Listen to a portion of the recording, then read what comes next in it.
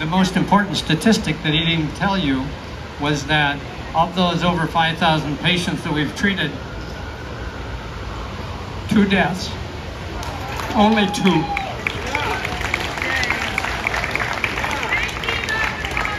If we can keep them out of the hospital, they won't die. And that's what we're doing. Now, they've asked me to talk about medical freedom from the aspect of the vaccine. And I echo what Dr. Brown said. We are not anti-vaccine. We are not, we are anti-vaccine mandate. We are pro-vaccine transparency, pro-vaccine safety. We are anti-mandate, and we are pro-vaccine informed consent. So why is informed consent so important? It's the backbone of good, ethical medical practice, is informed consent. As a doctor, I need to tell patients what the efficacy of the treatment is, what the possible good effects, the benefits, and the risks, in order that they can make a decision. Not their family necessarily, although they can help, but certainly not their school, certainly not their employer or the government. They need to make that decision. So let's talk about the effectiveness of these vaccines, their benefits and risks. First of all, most of you know that Israel is one of the most highly vaccinated countries in the world, with over 80% vaccinated. Several months ago, they analyzed their data, which they keep very good data, and they said that the Pfizer vaccine, which is the only one they use there, is not 95% effective, but 39% effective, which is well below the mark that a vaccine has to have in order to be used. Since then, they've come out with another statement just in August. The Israel Public Emergency Council for COVID Crisis evaluated all their data and said that a couple of things that are important. One, the vaccinated get sick just as often as the unvaccinated. That's what the data shows. They also said that the vaccinated spread the infection just as much as the unvaccinated. This is not a pandemic of the unvaccinated. And that goes along with a lot of data, and I don't have time to mention much of it, but in the University of Wisconsin did a study. They evaluated people who had SARS-CoV-1 back 17 years ago and found that they still had robust immunity to SARS-CoV-1 and COVID-19. How long does this immunity last? At least 17 years. How long?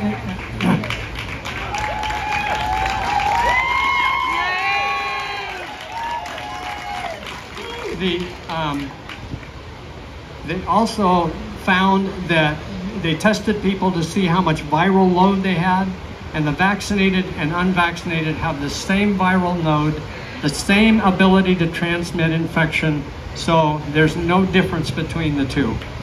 Also, recently in the European Journal of Epidemiology, they looked at all the countries around the world that have the best are most vaccinated. They found that of the top 5 vaccinated countries, 4 also had the highest rate of infection, which means the vaccine, and then the converse. Of those that had the lowest rate of vaccination, some of them had the lowest rates of infection. So they said there's no correlation between vaccination and infection rates at all. It does not. So the other thing, so we know these two things. It doesn't prevent you from getting it. It doesn't prevent you from spreading it. So what good is it? Well, there is a benefit, and you need to know there is. I'm being fair and unbiased. The benefit right now is if you are vaccinated and get sick with COVID, you have a reduced chance of being hospitalized and dying. That's a real benefit. If you are high risk, this vaccine is probably best for you. If you're at low risk, then it may not benefit you. And we will talk about the risks of the vaccine now. What are those risks? Well, we know, as it was mentioned, over 16,000 people have died, or 16,000 deaths are associated with this vaccine, and 22,000 permanent disabilities. A lot of people will argue, well, we don't know that those were all caused by the vaccine. Well, that's true. We don't know that. What we do know that no vaccine in the history of mankind has ever had a fraction of this amount of adverse events, deaths and disabilities, that was not immediately taken off the market and branded as unsafe. This is the most unsafe vaccine in the history of humanity. And for them to constantly say it's safe and effective, we've just seen it's not very effective. It does have some benefit, but it does have some risk. And as these wonderful youngsters are showing us, where there is risk, there has to be choice. Let me just say, so some people it may be indicated for getting the vaccine. Other people it's not. And for some, it's contraindicated. And the biggest group of those is children.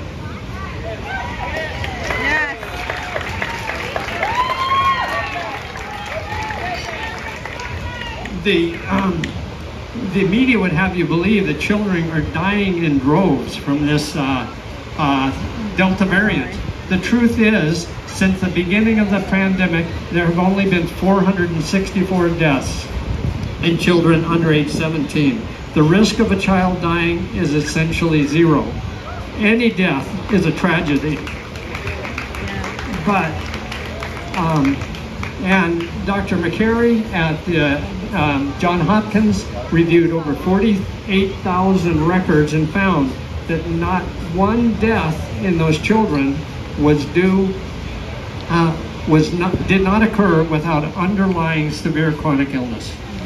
A healthy child does not die from COVID. So those who are wanting to vaccinate your children, there's no benefit.